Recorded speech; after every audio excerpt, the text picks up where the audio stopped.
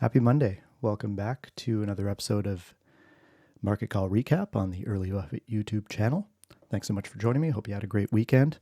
We are going to be looking at Rebecca Telscher's top picks today, which were Pembina Pipeline, BCE, and Northland Power. As usual, please see the disclaimer in the description. And without further ado, let's go ahead.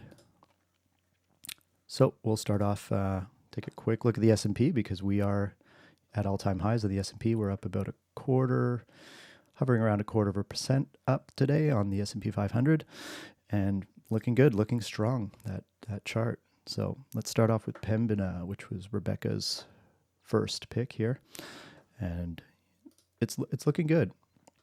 But if we look back here, we have this area of resistance here at the 51 mark. And if you look up the 53 mark, there's a bit of, there's going to be some resistance there as well. But what's more interesting is that we popped over this, $50 mark. We tagged it a few times over the past couple of years before it blasted through it, back tested it, found support at that 50 as well.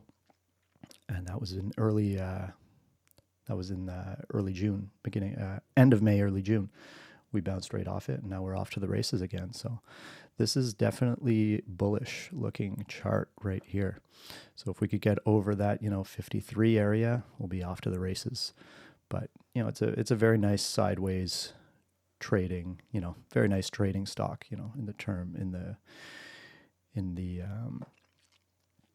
when you think about trading ranges, we have that lower bound 40, upper bound 50, but also pays a really nice dividend, 5%. So it's looking good there.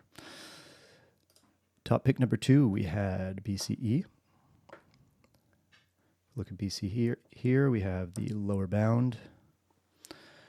Back in April, this thing got just completely clobbered, right? We were trading at 72 back in April of 2022 before it started that slow and steady descent following all of their financial woes and missed earnings and all that good stuff. But we're seeing a bit of a reversal here. So don't be surprised if, Bell has a nice run coming up. If we breach the 50, there's going to be some resistance at 50, probably some resistance at 55, all those round numbers that technicians love.